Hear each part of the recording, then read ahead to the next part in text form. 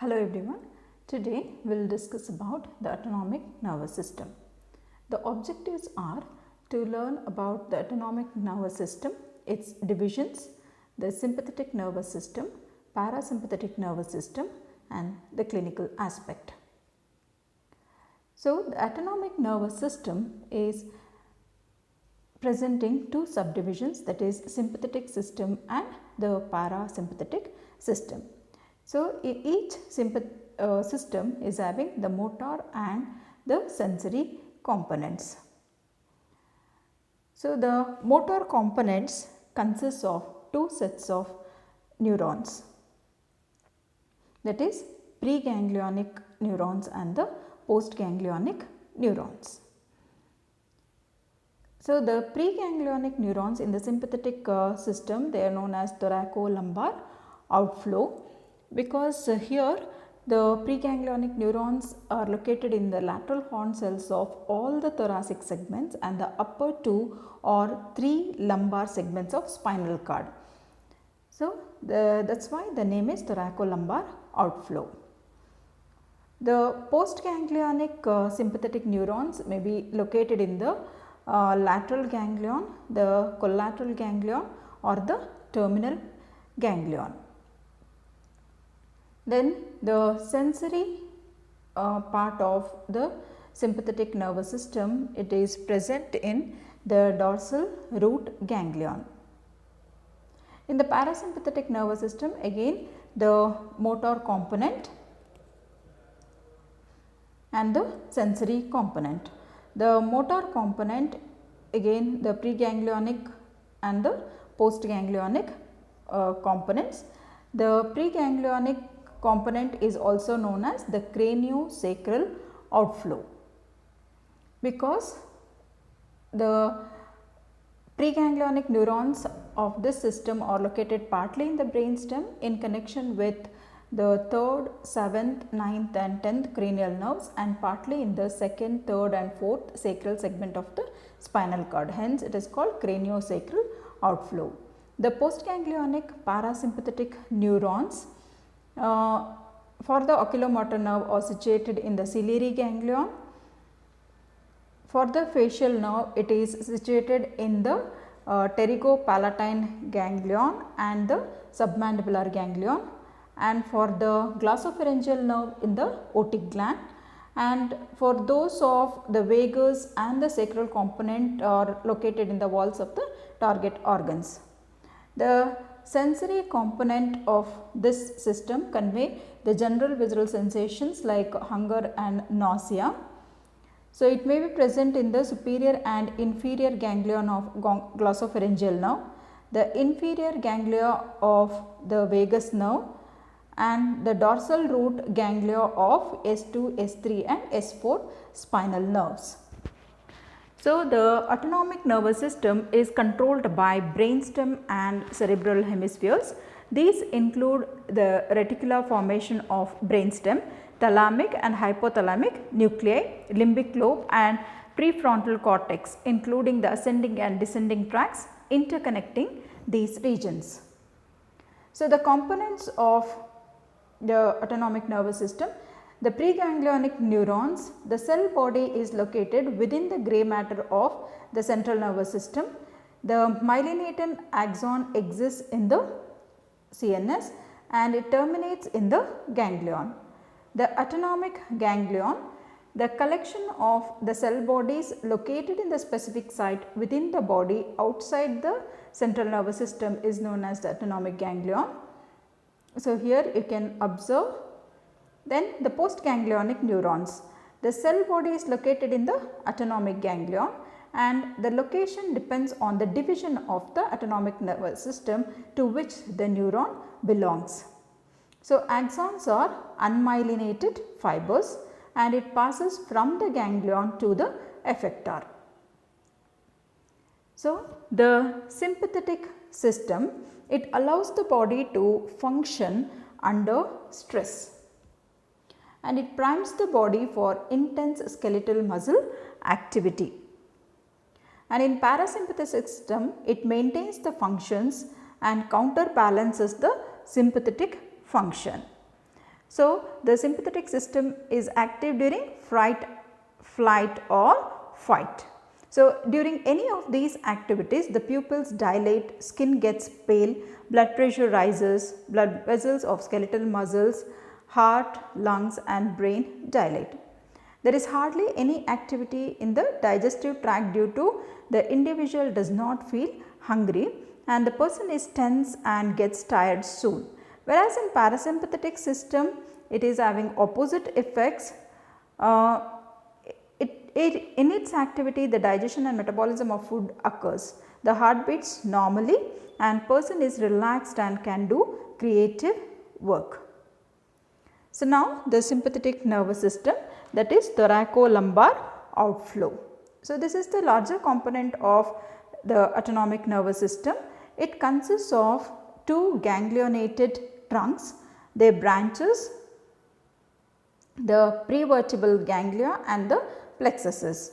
So, it supplies all the viscera of the thorax, abdomen and the pelvis, including the blood vessels of head and neck, brain, limb, skin and sweat glands, as well as the erector pylorem muscle of the skin. So, the preganglionic fibers or axons of the neurons situated in the lateral horn of T1 to L2. So, here you can observe the lateral horn. The presence of the lateral horn indicates that it is at the level of thoracic region. So, they leave the spinal cord through their respective ventral roots to reach the sympathetic ganglion and beginning of the ventral rami via the white rami communicants. So, there are about 14 white rami communicants on each side. So, they relay in the ganglion of the sympathetic trunk. The postganglionic fibers pass through the grey rami communicants and get distributed to the blood vessels of the skin, sweat glands and to erector pili muscles. So, they may pass through the corresponding ganglion and ascend to the ganglion higher before terminating in the abdominal, and these may pass through the corresponding ganglia and descend to the ganglion lower and then terminate in the above. The postganglionic fibers from upper thoracic ganglia supply the thoracic viscera. So, here you can appreciate the preganglionic fiber, the ganglion, and from the ganglion the postganglionic fibers are emerging. So, some preganglionic fibers pass to the corresponding ganglia and emerge from these in the form of splanchnic nerves to supply the abdominal and pelvic viscera after synapsing in the ganglia situated in the abdominal cavity. So, here another picture showing the sympathetic nervous system, that is the thoracolumbar outflow. We can observe here the preganglionic cell body in the lateral horn of the grey matter. Again it will emerge to the sympathetic chain ganglion. From there the postganglionic neurons emerges and then reaches to the effector organ. Then the cervical part, it extends from the base of the skull to the neck of the first rib. It has three ganglia: superior ganglia, middle ganglia and the inferior ganglia. So, the branches includes the arterial branches of superior cervical ganglia, includes along the internal carotid artery there will be internal carotid nerve, and along the common carotid and external carotid arteries. In the middle cervical ganglion it will be along the inferior thyroid artery, and in inferior cervical ganglion it is along the subclavian and the vertebral arteries. The grey rami communicants, it is along cervical C1 to C4 nerves. The middle cervical ganglia is along the C5 to C6 nerves, and the inferior cervical ganglia is C7 and C8 nerves. Then along the cranial nerves, the superior cervical ganglia runs along the 9th, 10th, 11th and 12th cranial nerves, and in the middle and the inferior cervical ganglia it is not accompanied any cervical nerves. Then visceral branches, the superior cervical ganglion gives the branches to pharynx, thyroid and cardiac branches. The middle and the inferior cervical ganglion gives the cardiac branches. So, in the dissected part you can appreciate the sympathetic ganglion and the sympathetic trunk. So, thoracic part, there are around 11 ganglia on the sympathetic trunk of the thoracic part. The first ganglion lies on the neck of the first rib and is fused with the inferior cervical ganglion and forms the stellate ganglion. The lower ones lie on the head of the ribs. The sympathetic trunk continues with its abdominal part by passing behind the medial arcuate ligament. So, the ganglia are connected with the respective spinal nerves through the white ramus communicans and the grey ramen communicans. The branches includes the grey rami communicants to all the spinal nerves of thorax, that is T1 to T12. The postganglionic fibers pass along the spinal nerves to supply the cutaneous blood vessels, sweat glands and erector pili muscles. The white rami communicants from the upper 4th to 6th ganglia travel up the cervical part of sympathetic trunk to relay in the 3 cervical ganglia. The fibers from the lower thoracic ganglia, that is T10 to L2, pass down as a preganglionic fibers to relay in the lumbar or sacral ganglia. The pulmonary and cardiac plexuses, 2nd to 5th ganglia give postganglionic fibers to heart, lungs, aorta and the esophagus. Then the lower 8 ganglia give fibers which are preganglionic for the supply of abdominal viscera. These are called the splanchnic nerves. So, the ganglia, that is thoracic T5 to 9 give fibers that constitutes the greater splanchnic nerve. The T10 to 12 constitutes lesser splanchnic nerves and L1 to L2 gives the lowest splanchnic nerves. The abdominal part or the lumbar part, it runs along the medial border of psoas major muscle. It is continuous with the pelvic part by passing behind the common iliac vessels. There are 4 ganglia in the lumbar or abdominal part. So, only the upper 2 ganglia receive the white ramus communicants from the ventral primary rami of the first and second lumbar nerves. The branches includes the grey rami communicants to L1 to L5 spinal nerves. These pass along the spinal nerves to distribute to the sweat glands, cutaneous blood vessels and erector pili muscles. The postganglionic fibers passes medially to the aortic plexus and the hypogastric plexus, that is postganglionic fibers pass in front of the common iliac vessels to form the hypogastric plexus. It is supplemented by branches of aortic plexus. Now, the pelvic or the sacral part, it runs in front of the sacrum medial to the ventral sacral foramina. So, accordingly the 2 trunks unite to form the ganglion impar and is formed in front of the coccyx. So, there are 4 ganglia in this part of sympathetic trunk.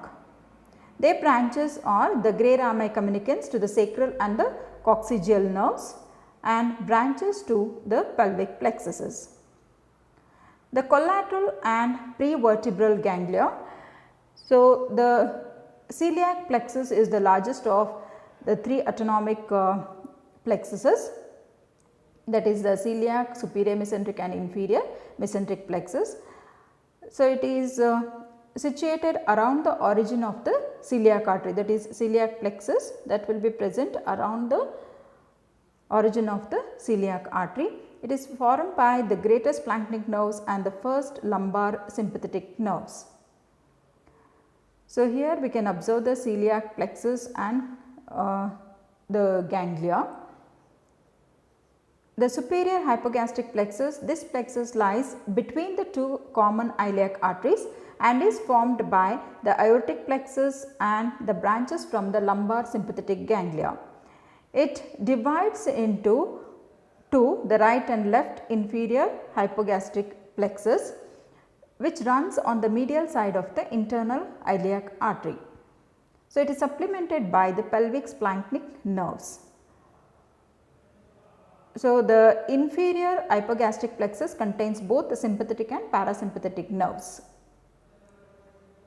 Now the parasympathetic division, it is also known as the craniosacral outflow, including the cranial nerves, that is 4 cranial nerves, the 3rd, 5th, 9th and 10th cranial nerves, and also along the S2 and S4. That is why the name the craniosacral outflow. So here we can observe the cranial nerve 3, 7, 9 and 10.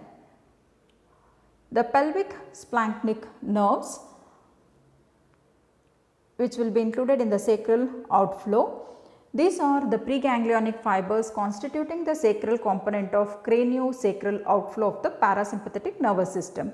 These arises from the lateral on cells of S2 to S4 segments of the spinal cord. The axons of these neurons pass along the ventral rami of S2, S4 nerves to join the inferior hypogastric plexus to be distributed to the pelvic viscera. Some of the parasympathetic fibers ascend from the inferior hypogastric plexus to reach the superior hypogastric plexus and finally the inferior mesenteric plexus. So, these fibers are distributed along the branches of inferior mesenteric artery to supply the left 1/3 of the transverse colon, the descending colon and the pelvic colon. So, these preganglionic fibers relay in the neurons situated in the walls of the viscera. Then now we will discuss about the ganglia. First, the sympathetic ganglia. It is a prevertebral ganglia in the sympathetic division. It lie anterior to the vertebral column and close to the large abdominal arteries.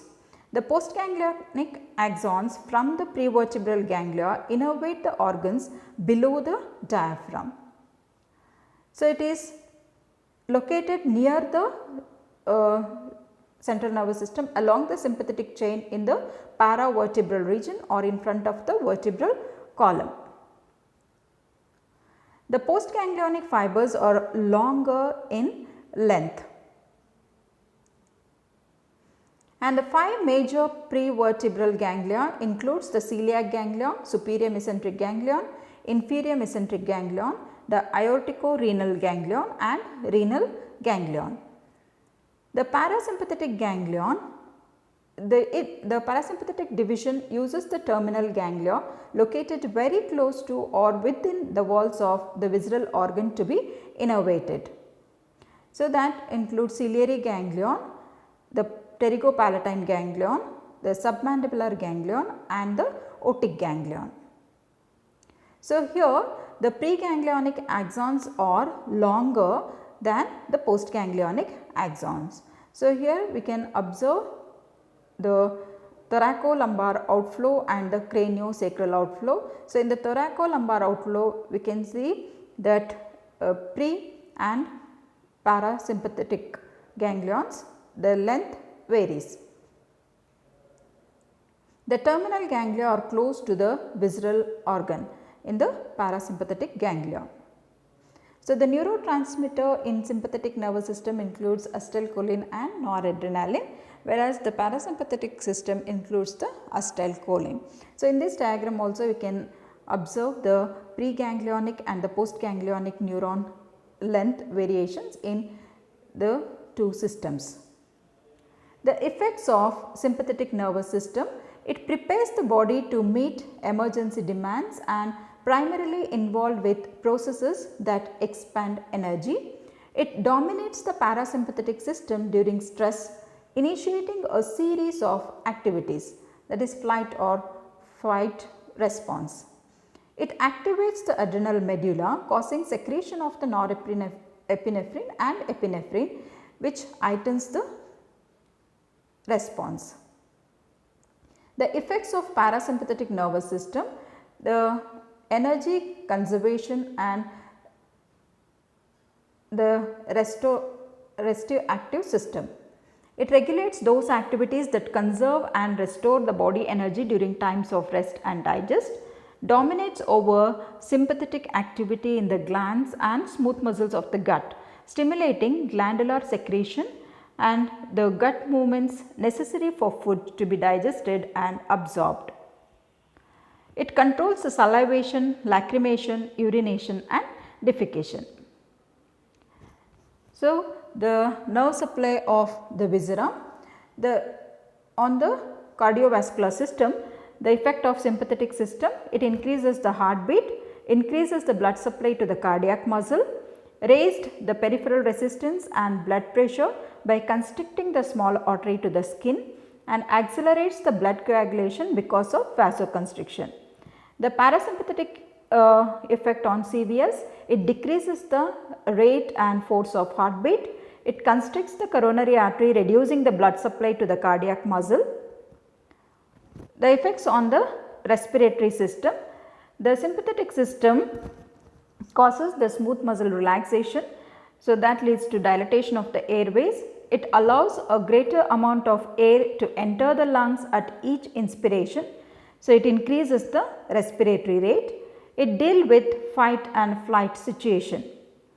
The parasympathetic system, it causes the contraction of smooth muscle in airways walls, causing their constriction. On the gastrointestinal tract, the sympathetic system, it increases the glycogen to glucose conversion in liver. The stomach and small intestine, smooth muscle contraction, secretion of digestive juices are inhibited. It stimulates to secrete the adrenaline and noradrenaline. The parasympathetic system helps in conversion of glucose to glycogen in liver. The secretion of bile increases and motility and secretions are increased with the rate of digestion and absorption of food. It increases the pancreatic juice and hormone insulin. On the urinary system, the sympathetic system effect is the urethral and anal sphincter muscle tone increases, inhibit the micturition and defecation, and the bladder walls relaxes. The metabolic rate is increases. The parasympathetic system causes the urethral and anal sphincter relaxation, the micturition and defecation occurs. So, diagrammatically you can see the differences between the parasympathetic and sympathetic nervous system effects. So, you can see the pupil constriction, the parasympathetic causes the constriction, the sympathetic dilates. So, the parasympathetic slows the heartbeat, whereas the sympathetic increases.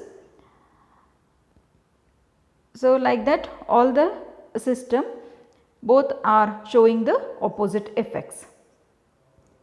The enteric nervous system, it is confined within the wall of the gut. It extends from the oral part of the esophagus to the internal anal sphincter. So, the myenteric plexus is located between the outer longitudinal and inner circular layers of the smooth muscles. So, most of the neurons are multipolar and motor in function.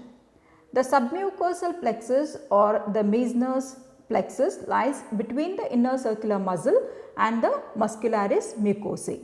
So, some of the neurons are fairly large and form bipolar or unipolar sensory neurons. So, clinical aspect, the removal of the stellate ganglion improves the blood supply to the upper limb. It may lead to Horner's syndrome. The surgical sympathectomy for relief of vascular spasm of the upper limb or the lower limb should be done at the preganglionic level. The T2 to T5 ganglia may be removed in cases of intractable angina pectoris. Megacolon, that is the absence of the ganglion cells. There will be failure of innervation of the smooth muscle layers of the pelvic colon. So, the questions for assignment: what are the effects of sympathetic nervous system on heart? What are the effects of parasympathetic nervous system on digestive tract? Thoracolumbar outflow, the craniosacral outflow. So, that completes the autonomic nervous system. Thank you.